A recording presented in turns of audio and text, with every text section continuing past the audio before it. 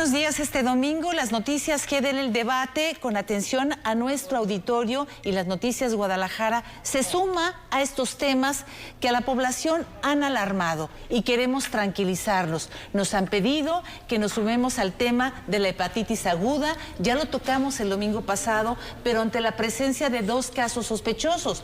Pero haya habido casos de varicela, haya habido casos también de viruela y nos dicen qué está pasando. ¿Qué debemos de hacer? Sobre todo las madres que tienen menores de 6 años, también menores de 10 años. Entonces dicen, ¿qué está pasando? Oriéntenos los expertos. Y además también si hay un repunte de COVID-19. Todo esto los expertos que hoy están este domingo nos van a tocar este tema para tranquilizar a la población y en qué debemos ocuparnos más que preocuparnos también. Y bueno, pues hoy vamos a presentarle a los panelistas que hoy nos acompañan. Estaré presentando, pues, de mi lado derecho a cada uno de ellos. Primero con el doctor Omar Enrique Cisneros, infectólogo pediatra y jefe de pediatría del Hospital General de Occidente. Muchas gracias, el Soquipan. Gracias. Un placer estar aquí, Rocío. Muchas gracias. Ya nos había acompañado el doctor Omar y bueno, pues hoy viene a reforzar ante la presencia ya de casos sospechosos. ¿Qué significa sospechosos? ¿Son realmente o están en estudio? También está con nosotros la doctora Norma Jacobo Hernández, epidemióloga del ISSSTE. Ella también nos ha acompañado en estos paneles, pero hoy viene a reforzar sobre estos primeros casos de hepatitis y también decirnos sobre lo que le han preguntado de varicela. Gracias por estar aquí con nosotros. Gracias, Rocío. Buenas tardes. El doctor Josué Covarrubias Esquer, él es pediatra gastrohepatólogo, director de la unidad de hepatología y trasplante infantil. Él tiene una asociación también de lo que son trasplantes hepáticos, doctor. Sí, es correcto. Que hay un boom ahorita que se dicen, bueno, si el niño tiene hepatitis aguda, igual a trasplante hepático. Dice que ha recibido muchísimas llamadas ya de diciéndole, bueno, pues si mi hijo ya empieza con esa coloración amarilla, igual a un trasplante. Así que nos va a decir lo que está haciendo esta asociación y si en Jalisco ustedes hacen constantemente esos trasplantes hepáticos. Claro gracias que sí. por Muchas gracias por la invitación. Y el doctor Juan Carlos Lona Reyes, infectólogo pediatra del nuevo Hospital Civil, ya nos había acompañado también. Es un excelente también, al igual que todos los panelistas de hoy, el doctor infectólogo pediatra del nuevo Hospital Civil de Guadalajara y también académico de la universidad. Muchas gracias. De Guadalajara. Y el doctor Mario Márquez, que también es nuestro médico de cabecera de aquí de Televisa. Muchas gracias al doctor Mario, que lo apreciamos mucho. Él es coordinador general de epidemiología del Hospital Civil de Guadalajara. Doctor Mario, muchísimas gracias por recibirlo nuevamente aquí en este panel. Gracias, Rocío. Gracias. Empezamos, doctor Mario, con usted por la experiencia que tienen todos ellos, pero el doctor Mario nos puede decir qué está pasando primero en nuestro estado ante una presencia ya de casos sospechosos de hepatitis aguda infantil. Bueno, te faltan los apellidos a esta hepatitis aguda infantil y es de causa no conocida o de causas desconocidas, ¿sales? ¿Por qué? Porque lo importante de todo es cómo surge. Y esto el pasado 5 de abril, Reino Unido hace una notificación a la Organización Mundial de la Salud en donde menciona que ha tenido la sospecha y ha visto cómo han aumentado los casos en una región específica que es Escocia. Y es allí donde parte todo, de este funcionamiento del sistema de vigilancia epidemiológica internacional. El COVID nos sirvió muchísimo para esto. Realmente ya todos los países estamos muy atentos al surgimiento de nuevas enfermedades y nuevos comportamientos de enfermedades. Entonces ellos empezaron a ver que en 10 niños el comportamiento de las enfermedades se había salido de control para ellos. Estos 10 niños empezaron a notar que tenían específicamente la enfermedad de hepatitis, pero no se podía catalogar esta hepatitis como comúnmente se puede catalogar. Los expertos, que ya son los clínicos, ahorita te darán más clasificación de lo que son las hepatitis, pero las hepatitis así a grandes rasgos se catalogan y las hacemos dentro de la medicina determinado por los virus del tipo A, B, C, D y E. Esto es lo más común que nosotros nos encontramos, aparte de otras causas como pueden ser las hepatitis alcohólicas que todos conocemos o las hepatitis medicamentosas, que los medicamentos también nos pueden ocasionar algún tipo de hepatitis. Lo raro en estos casos es que no había ninguna asociación a ninguno de estos virus o a ninguna de estas otras causas como pudiera ser el alcoholismo o algunas medicamentosas. Y fueron estudiadas, sobre todo en Gran Bretaña, de una forma muy, pero muy exhaustiva. ¿Cuáles fueron las determinaciones que se empezaron a dar o las luces que se empezaron a dar en Gran Bretaña? Bueno, primero, que esta hepatitis estaba afectando a los niños menores en aquel momento de 5 años. Pero pudieron después observar cómo las hepatitis se daban sobre todo en los menores de 16 años. Entonces, estas hepatitis empezaron a causar una alerta específica para todo el mundo. Y estos 10 casos se transformaron ya de esto estamos hablando del 5 de abril, ya para mediados de mayo ya tenía el mundo registrado 169 casos.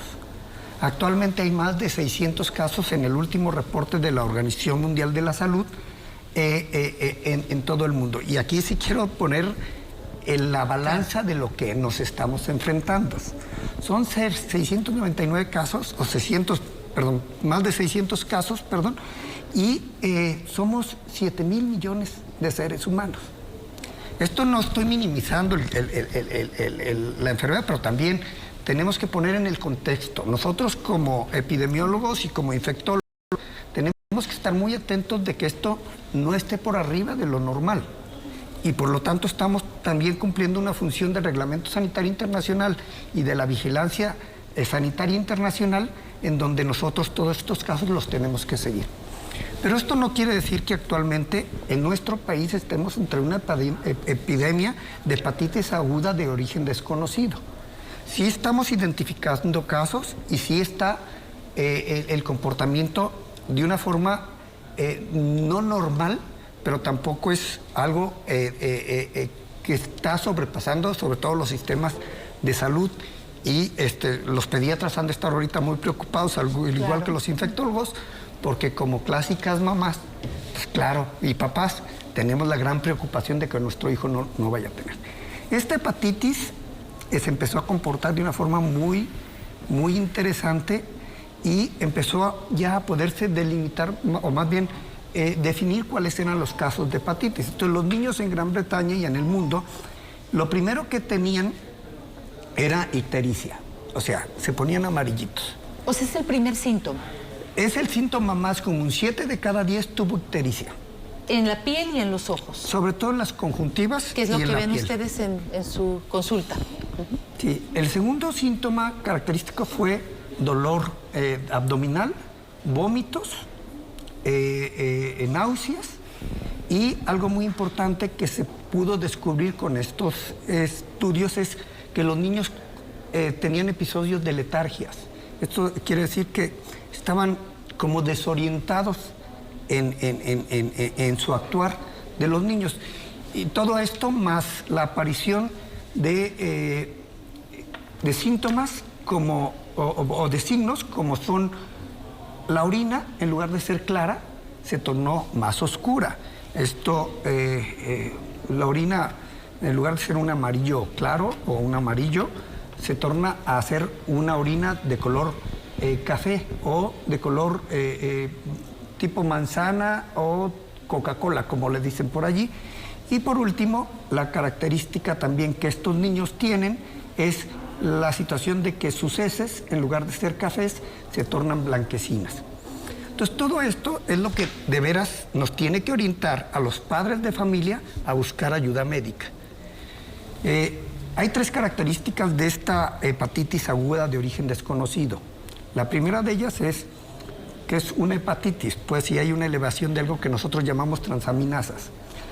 La segunda de ellas es que esta hepatitis es, como su nombre lo dice, de origen desconocido. Tenemos que descartar todos y cada uno de los temas específicos que pudieran alterar al hígado para poder nosotros ahora sí decir que es de origen desconocido. Entonces tiene que ser súbita y tiene que ser de origen desconocido, Rocío. De origen desconocido significa no hay tratamiento, y con la experiencia que usted tiene, doctor Juan Carlos, y doctores, yo les hago la pregunta general: ¿cómo la están tratando? Doctor Juan Carlos, usted tiene ya experiencia, está tratando los casos que se están, el caso que se está presentando aquí, de este primer caso sospechoso, usted es el especialista. ¿Cómo se trata esta enfermedad? Inicialmente el tratamiento para cualquier tipo de hepatitis es un tratamiento de sostén. Se tratan los síntomas generales, se vigila el estado de hidratación, el estado de ventilatorio, el estado neurológico. Conforme se va haciendo el estudio de las posibles causas de la hepatitis, el tratamiento puede darse de forma específica. ¿Sí? Por ejemplo, los pacientes con hepatitis C pueden requerir un tratamiento diferente a los pacientes con hepatitis B, o incluso puede haber pacientes con hepatitis A o hepatitis E que no requieren tratamiento. El tratamiento inicial es dar manejo de sostén a los signos y síntomas que presenta el paciente. ¿Se pueden curar? El sistema inmunológico tiene un sistema de defensas que puede contrarrestar la infección. Entonces, hepatitis A y hepatitis E se autolimitan, la infección se cura sin tratamiento. Algunas infecciones como hepatitis B o hepatitis C pueden evolucionar a un estado crónico que entre las complicaciones graves pueden causar cirrosis o algún tipo de cáncer. Ahí los tratamientos cambian, se dan tratamientos específicos. En este caso de las hepatitis sin etiología definida, tenemos la limitante que no podemos dirigir un tratamiento. Entonces, falta más información, falta vigilar a los pacientes, hay que tener más conocimiento.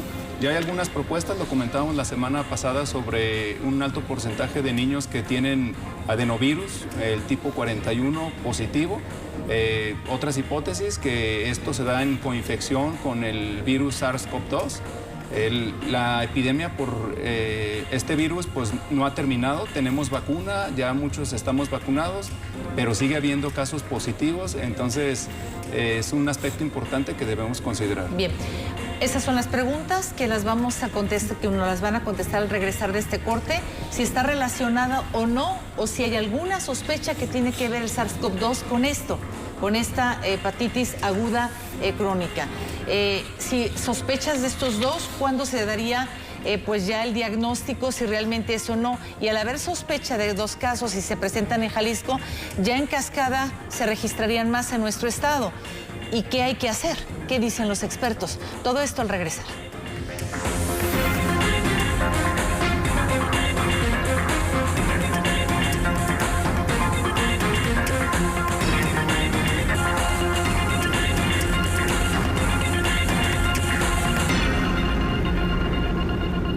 Regresamos con este panel muy interesante porque ya empezaron a llegar preguntas, muchas preguntas y muchas dudas referente a lo que es esta hepatitis aguda.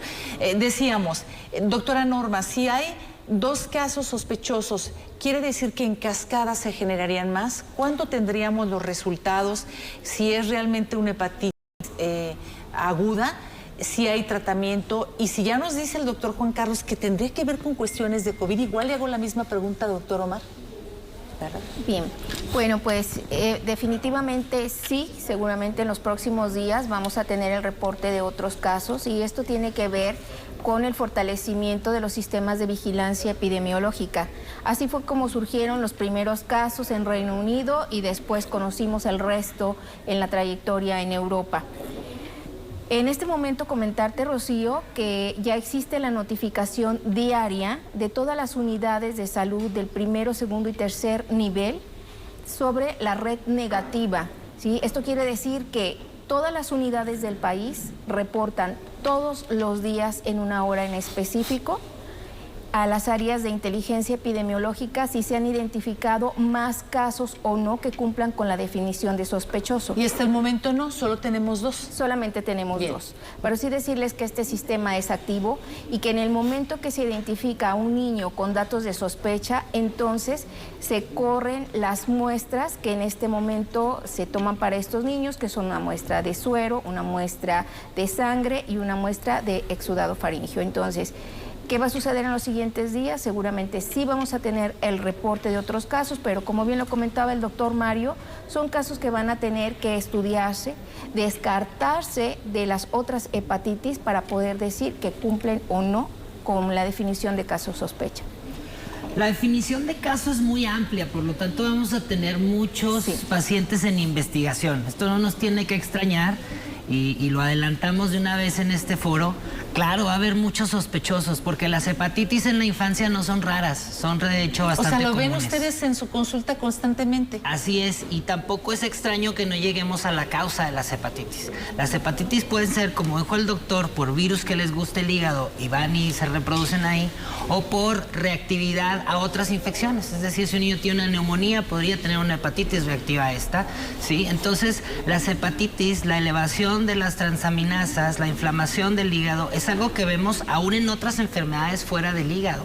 Entonces, niños con transaminasas elevadas de 500 los tenemos bastante frecuente. Entonces, este criterio amplio va a ser que sí haya muchos sospechosos, pero como ya se dijo, pues habrá que descartarse las causas conocidas para decir que es de origen desconocido.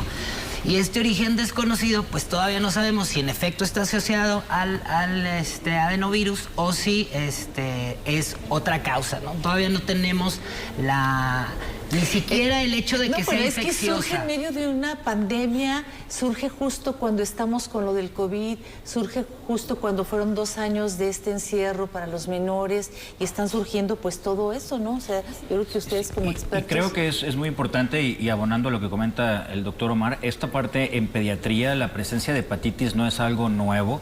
Es muy importante que quien nos está escuchando hoy sepa esto, porque a partir de algo novedoso, como fue hace 2 años, un virus nunca conocido por la humanidad, hoy no estamos ahí. Hepatitis es algo muy frecuente, hay virus que los pueden causar, como bien comentaba el doctor Juan Carlos, pero es algo que sí vemos en el consultorio.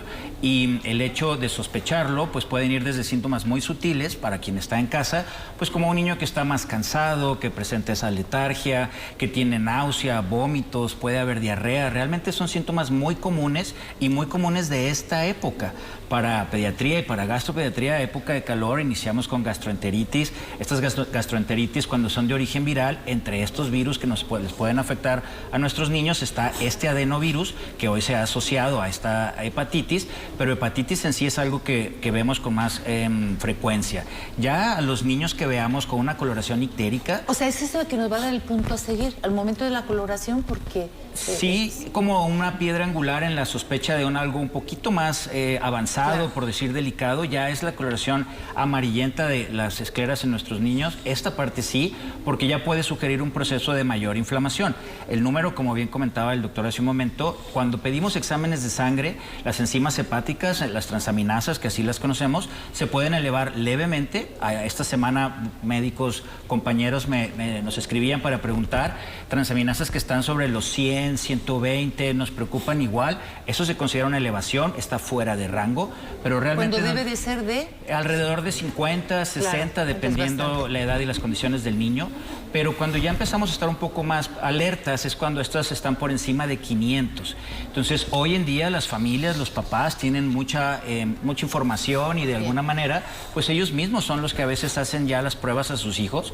Y entonces luego son las mamás las que nos envían el reporte y dicen, doctor, le hice unos exámenes a mi hijo por los síntomas sutiles que hablábamos un momento, temperatura, inclusive un poquito de cuadro respiratorio, molestias que hemos visto, que vemos frecuentemente, pero ante esta información las mamás deciden hacer esto antes de acudir a su médico y estos exámenes después pueden causar confusión. Bien, doctora Norma, agregamos con el doctor Mario y Juan Carlos. Sí, son tan frecuentes y tan comunes y bueno, habría que comentar, estamos por iniciar el temporal de lluvias, están por iniciar los casos de dengue y déjame decirte que un porcentaje importante de estos niños en dengue presentan alteraciones hepáticas y también presentan ictericia. No, bueno, doctora, pues nos presenta un panorama no muy alentador. Imagínense nada más, ya tenemos hepatitis, varicela, viruela y ahora el dengue. Sí, pero lo alentador de esto es el que la población conozca y sepa en qué momento debe acudir a la atención oportuna. O sea, acudir de inmediato ante cualquier síntoma de todos los que ustedes nos han mencionado. Así es. ¿Verdad? Bien. Rocío, respondiendo a tu pregunta sobre si hay alguna asociación a COVID, hay 3 hipótesis que están investigando. Haciendo el comentario con el doctor Juan Carlos, que nos deja ver esa situación. No, y tiene razón Juan Carlos, porque realmente las 2 hipótesis, una de las 3, 2 muy fuertes, es uno que los niños que nacieron después del 2020 o que están en esta pandemia, no han tenido la misma convivencia que tenían los niños les decimos que la anteriormente. generación COVID, los niños COVID. Estos niños COVID no tuvieron la oportunidad de transmitirse, y lo saben muy bien los pediatras, virus específicos que antes en la niñez nos transmitíamos de una forma natural que nos ayudaba a nuestro sistema inmune. Esa es una de las hipótesis que se están manejando a nivel mundial. Otra de las hipótesis es que de acuerdo al estudio que se hizo de los niños de Reino Unido, muchos de los niños, o más bien el 30% de los niños estaban cursando con COVID en ese momento. Y entonces parece que el sistema inmunitario o inmunológico, perdón, de los niños se ve alterado también por la inflamación que tiene en el intestino y hace que junto con la tercera gran hipótesis, que es la presencia de adenovirus, el F41 que mencionaba Juan Carlos, estas oportunidades inmunológicas hacen que el cuerpo del niño reaccione de una forma desmedida y crea que el hígado es parte de la lucha que tiene que hacer dentro de sus sistemas, dentro de su organismo. Ahora, tenemos que tranquilizarnos ante esta situación, como comentábamos al inicio, y como dice la doctora Norma, van a surgir más casos, pero yo les pregunto, ¿estamos preparados ante algo desconocido? Doctor Juan Carlos. Me gustaría agregar, Rocío, algo importante es reconocer que las infecciones han sido parte de la historia natural y de la evolución del humano. Las infecciones siempre han existido y de hecho históricamente se han notificado brotes que han afectado a grandes conglomerados y han tenido diversas consecuencias. Entonces las infecciones son parte de nuestra evolución. ¿Qué ha pasado en las últimas décadas? En las últimas décadas ha habido un avance científico y tecnológico de mucha exactitud, de mucho alcance. Entonces ahora tenemos pruebas moleculares que nos permiten detectar virus que ya existían o virus que incluso no conocíamos y nos permiten detectarlos en horas o en pocos días. Y eso en relación con medios de comunicación tan efectivos que podemos dar a conocer una nota y a nivel mundial la nota puede dar la vuelta al mundo en cuestión de horas o días. Entonces tenemos una combinación importante, pero ¿qué debemos de considerar? Esas pruebas moleculares nunca se deben de aplicar, o esas pruebas moleculares o cualquier prueba diagnóstica, nunca se debe de aplicar en ausencia de la valoración, porque la interpretación o el diagnóstico no lo da la prueba, el diagnóstico lo da una valoración completa del paciente. Signos y síntomas, prueba diagnóstica y la decisión médica. Incluso no todos los pacientes requieren una prueba diagnóstica. Hay que respaldarse bien en fuentes de información que sean confiables. Ahorita tenemos muchas fuentes de información que pueden confundir. No hay que ser alarmistas, hay que basarnos en datos epidemiológicos. Los signos y síntomas, importante reconocerlos. Sin embargo, aún el mejor médico, con los signos y síntomas podemos hacer diagnósticos sindrómicos. ¿Qué es un diagnóstico sindrómico? Yo puedo diagnosticar hepatitis, neumonía, infección respiratoria, pero con los datos clínicos yo no puedo decir si es dengue, si es influenza, hasta que no cuente con los estudios. Hasta que no cuente con los estudios. Pues sin embargo, pues no siempre se requiere el estudio, porque si no, eso podría encarecer la atención médica. Se puede abusar de los estudios porque también viene otro escenario. Yo puedo tener pruebas positivas para ciertos patógenos y no tener síntomas. Claro. Hay virus o bacterias, yo me infecto y puedo estar toda mi vida infectado. Por ejemplo, una vez que me infecto por un virus de la familia herpes, toda mi vida estoy infectado. Entonces, recomendación, no hacer pruebas fuera de la valoración médica, porque incluso hay pruebas que nos pueden dar falsos positivos o falsos negativos. Y además también ante esta alarma y ante esta desinformación, por eso este programa, no automedicarse. No automedicarse. Vamos a hacer un mensaje. Yo quisiera esta recomendación que todos demos por lo que está pasando. Ya nos decía el doctor Josué que está saturado su consultorio y bueno, su asociación, que le están llamando sobre varicela, sobre viruela, que si la viruela o del mono, que ya están comentando también, que si es curable. Y también decirnos que aunque está la hepatitis aguda, hay quienes están recuperando, doctor Juan Carlos. Sí, la evolución de la mayoría de los pacientes que están descritos se recuperan. Bien, vamos a unos mensajes y seguimos.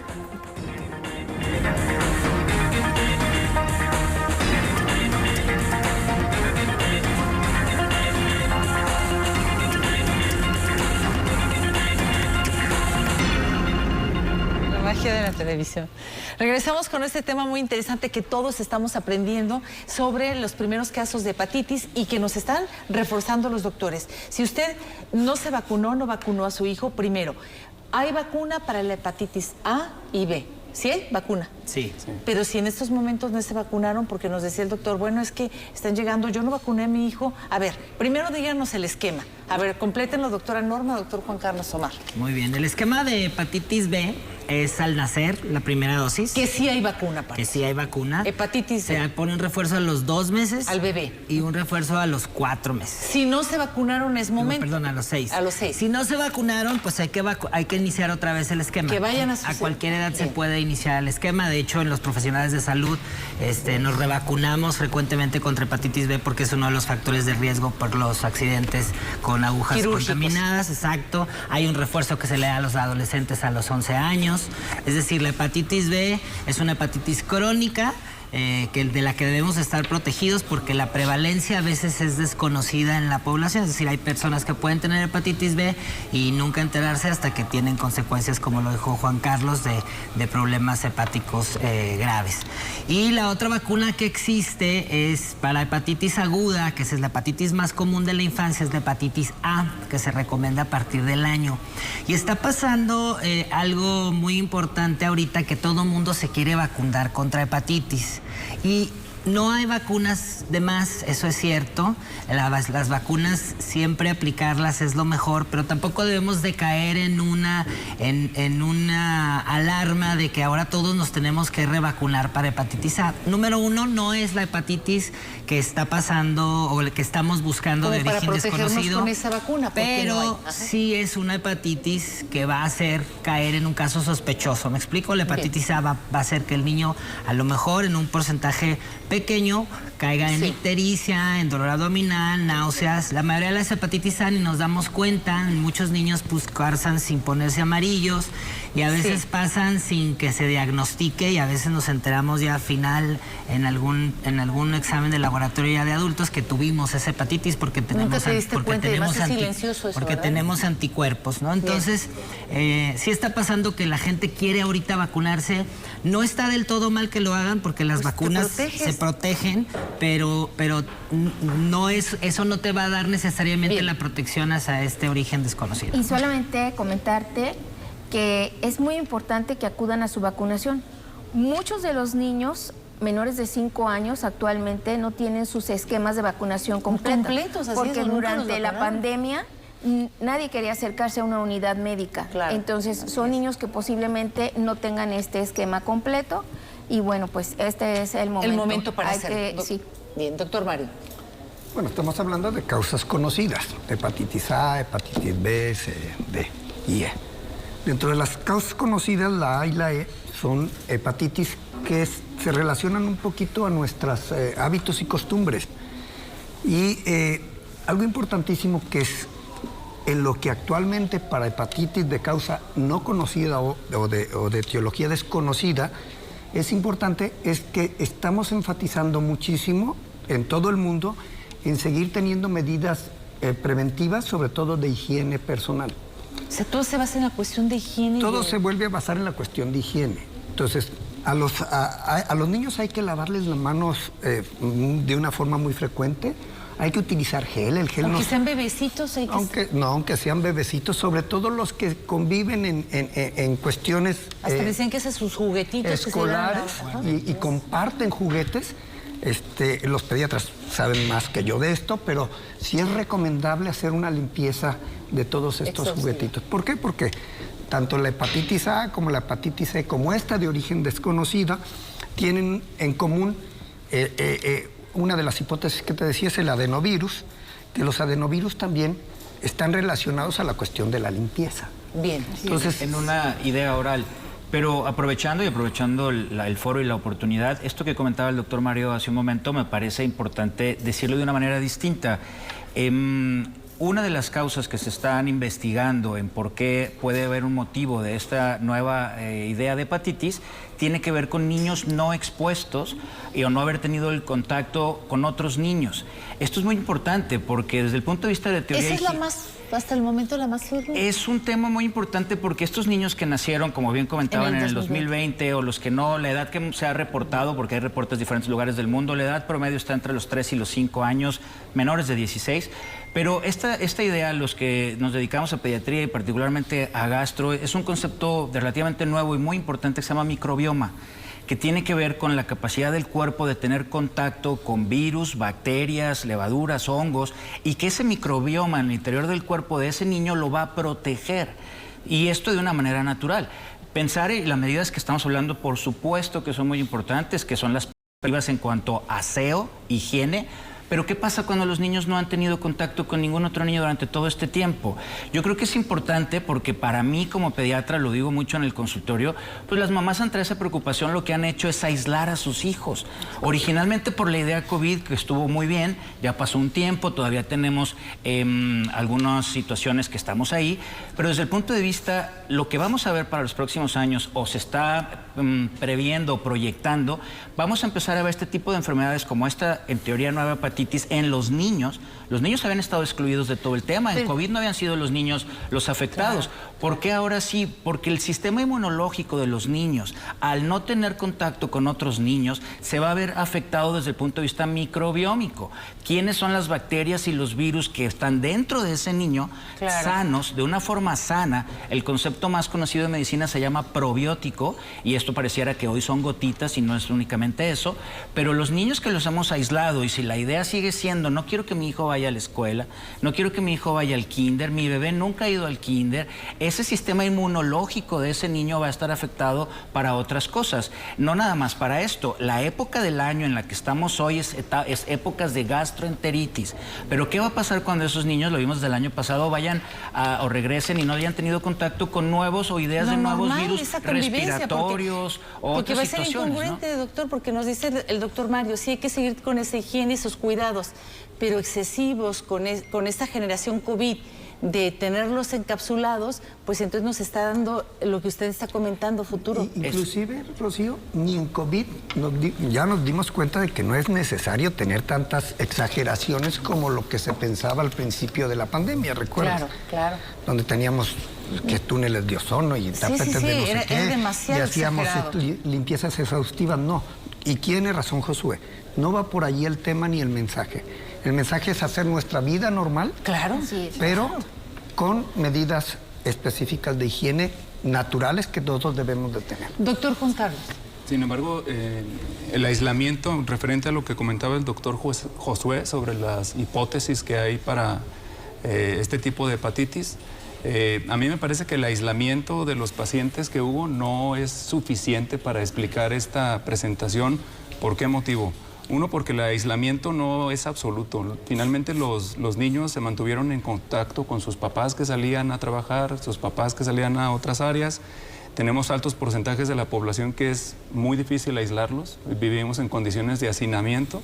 Entonces creo yo que tiene que haber factores propios de los pacientes. Yo insisto con los factores inmunológicos o también factores de los patógenos. En este caso, de las propuestas que hay de adenovirus o de SARS-CoV-2. Y lo del microbioma, muy importante porque actualmente ya conocemos toda la influencia que tiene sobre el sistema inmunológico y sobre la tolerancia inmunológica. Y aquí sí resaltaron, importante, ese microbioma se puede ver alterado por factores que en los últimos años han tomado mucho auge.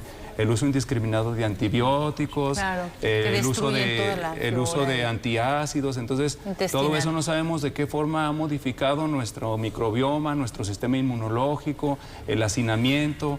Actualmente vivimos en condiciones importantes de hacinamiento. Uno va a una plaza y hay infinidad de gente, vas al cine y hay 100 personas en un mismo lugar. Entonces, hay que aprender a vivir con eso. Y yo creo, y estando de acuerdo, y mejor tal vez dejarlo para el siguiente bloque, en una segunda idea, que es lo que se había comentado hace un momento como teoría, En los niños es muy común encontrar que tienen reinfección sobre infección. Inició como una infección viral y después avanzó y llega al sistema inmunológico, se modifica y hay varias cosas asociadas. El tema de COVID, para decirlo muy correctamente, SARS-CoV-2 y a la población en general COVID, creo que es importante porque nos puede permitir hablar de algo que nos ha costado hablar, que es cuándo vamos a vacunar a nuestros niños.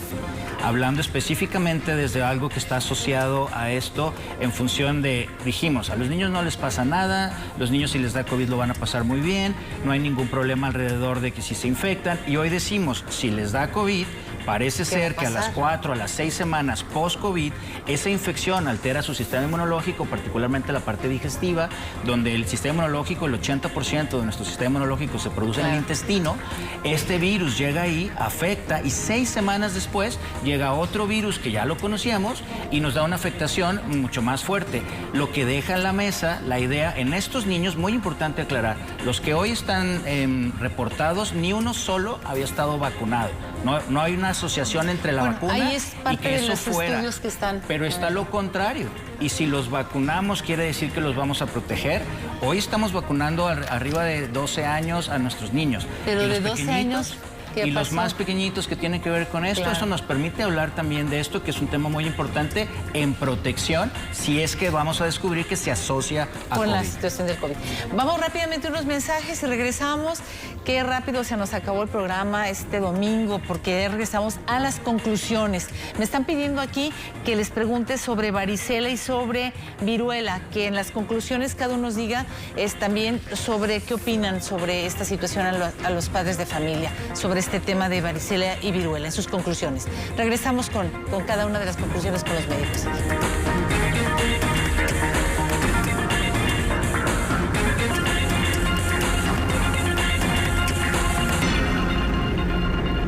Para cada uno.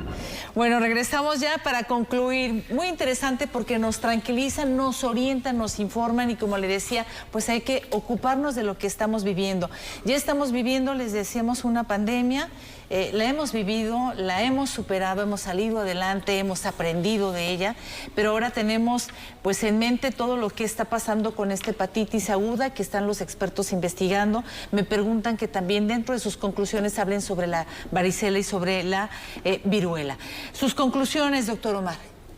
Bueno, yo como pediatra y dedicado a las infecciones en los niños, les puedo decir a los papás y a otros colegas que el apellido de origen desconocido no es algo nuevo. Nos enfrentamos a muchas cosas que al final no tenemos el diagnóstico y no necesariamente es algo malo. El desarrollo de la ciencia va buscando estos orígenes y tratando de explicarlos, pero aquí lo importante es que la mayoría de los casos de hepatitis agudas suceden en los niños y resuelven de forma natural por el sistema inmune. Esta hepatitis es una alarma, sí, es una alerta, debemos estar atentos. Vamos a tener casos sospechosos, que no les extrañe que esta semana que entra vaya a haber más casos, porque para considerarse sospechosos no necesita tantos requisitos, ¿sí? Pero tenemos que vigilarlos. Quizá ahora, después de esta alarma, lo que tendremos que hacer como médicos es exagerar un poquito en aras de la seguridad, como pasó al principio con COVID, y vigilar más niños, que a final de cuentas va a resultar siendo una hepatitis A, una hepatitis por otra causa que va a resolver, pero tenerlos un poquito más en la mira. Y quizá también es un mensaje para los que tenemos pacientes pediátricos, que tampoco cualquier síntoma necesite exámenes de laboratorio, porque los hallazgos pueden ser confusos. Entonces, no alarmar. Pues hay un llamado a sus colegas. Sí, un llamado a los colegas, porque sí podríamos caer un poquito en el sobrediagnóstico. Claro.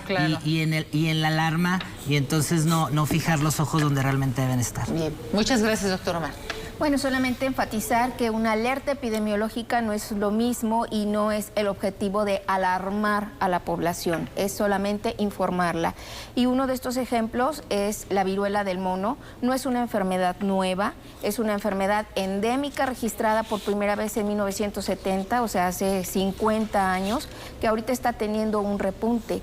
Pero muchos de estos repuntes tienen su origen en los medios de comunicación, las notificaciones epidemiológicas que se fortalecen más cada día. Bien. Y no es precisamente que esté ocurriendo una situación y otra situación, lo que tenemos son alertas epidemiológicas y bueno, solamente hay que estar bien informados.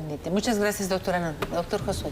Pues en agradecer la oportunidad de hablar de hígado. El hígado es un órgano muy noble en el cuerpo humano y en los niños cuando se inflama muchas veces lo pasamos desapercibido, no encontramos grandes síntomas. Hoy esta nueva alerta nos permite hablar de eso y puntualmente no quiero dejar pasar la oportunidad sin ánimos de alarmar, pero sí en decirlo. Hace un momento preguntabas si un porcentaje de los niños que se van a ver afectados van a requerir trasplante hepático. ¿Estamos listos para hacerlo? Yo lo quiero decir con todas las letras, si son dos, no. No tenemos programas de trasplante hepático en la ciudad ni en el país y esto es algo importante retomarlo, hablarlo, porque es importante en una situación como estas, fallos hepáticos agudos, por la razón que sea, dejemos un poquito de lado esta nueva hepatitis de origen desconocido, pero sí tenemos casos año con año que requieren de trasplante y que no los estamos atendiendo. Entonces es una oportunidad de recuperar esto, de hablar de este tema, de la importancia de tener estos programas y con esto pues que la población se sienta protegida ante la necesidad de una situación drástica y delicada como ya llegue el punto de un trasplante. Gracias, doctor José. Doctor Juan Carlos.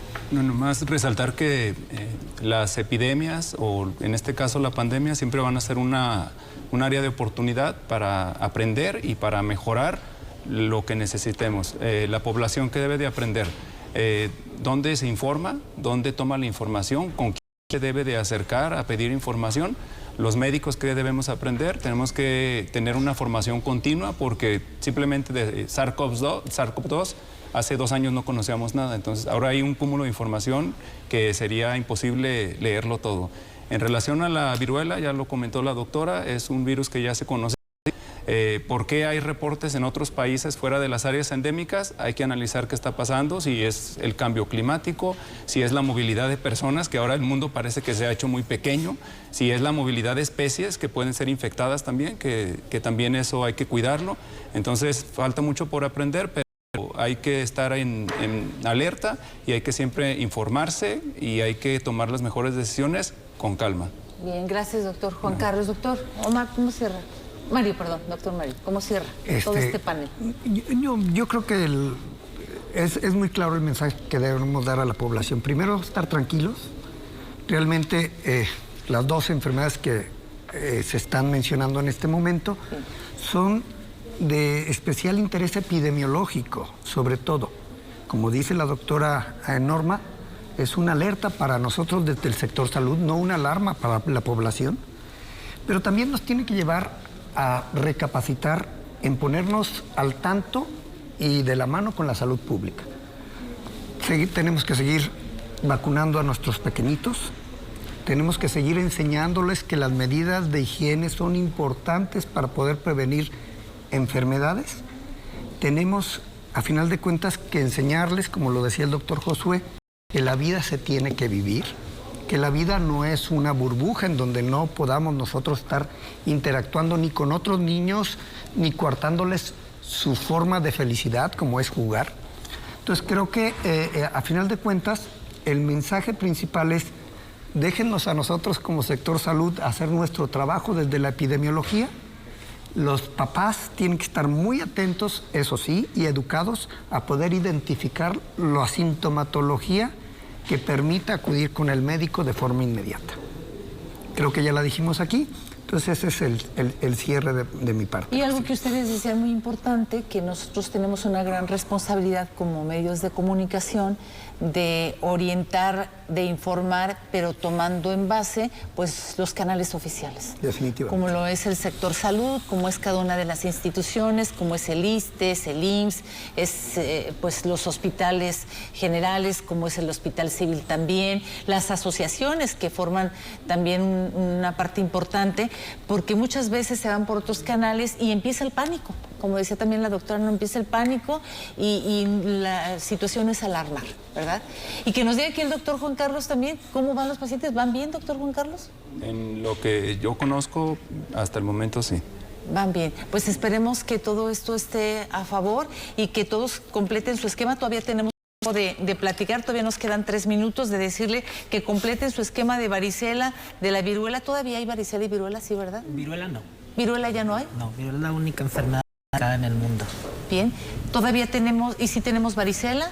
Varicela sí, tenemos, es una enfermedad exantemática común en los niños, es una enfermedad que incluso la mayoría resuelve sin tratamiento antiviral, Bien. que tiene tratamiento de sostén y que lo que hay que evitar son las complicaciones, que sobre todo son infecciones en la piel. Algo también, no se automedique. Decían ustedes hace unos momentos, decía el doctor Mario, que inclusive hasta con un paracetamol, o sea, puedes tú dañar tu hígado, o sea, no puedes automedicarte porque también puedes dañar tus órganos y muchas veces las mamás somos muy de, tranquilízate, yo ahorita lo atiendo.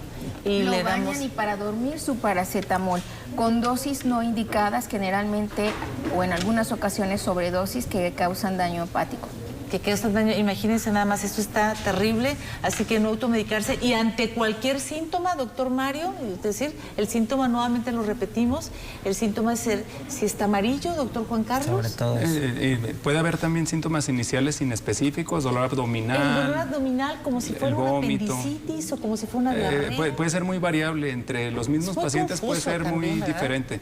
Puede haber dolor abdominal, puede haber malestar general, puede haber irritabilidad, vómito, diarrea. Los síntomas que son ya sugestivos, ya lo comentó el doctor Josué, la ictericia, los cambios de coloración en las heces, en la orina, entonces habrá que estar al pendiente de todo ese conjunto de signos y síntomas. Y bueno, pues sigue la campaña de vacunación, ¿verdad, doctor? Y a cuidarnos de la situación del COVID todavía, ¿verdad? Sí, hay que seguirnos protegiendo contra el COVID. Más vale que cuando estemos en partes de muchas personas, utilicemos cubrebocas. Ese es mi Sigamos consejo. utilizando el cubrebocas, sobre todo en transporte público, en aeropuertos, en hospitales, en laboratorios, que sigue siendo obligatorio. Y bueno, pues inclusive también, pues usted hágalo si va a alguna celebración eucarística, algún festejo también, es importante usar el cubrebocas. Ante cualquier síntoma de los expertos que han estado aquí, de esto que es, pues, los casos de hepatitis aguda, pues inmediatamente llamar y acudir con los expertos que tiene que ser y no medicarse. Doctor, muchas gracias, doctor Omar. Doctora, gracias, Muchas muy gracias. amable. Solamente enfatizar la higiene de manos. Higiene de manos, ahí está. Doctor Josué, gracias, Muchas gracias por la por esta invitación. asociación que usted también tiene a cargo. Doctor Juan Carlos, que también está atendiendo Gracias. estos casos, muchísimas gracias. Doctor Mario, Gracias. muy amable, gracias. Y gracias a usted, cuídese mucho este domingo, cuide como siempre a su familia y gracias por todos los casos que usted quiere que atendamos y que los convirtamos en un panel para llevar esta lluvia de información y para todos cuidarnos y llevar sociedades sanas aquí en Jalisco. Buen domingo.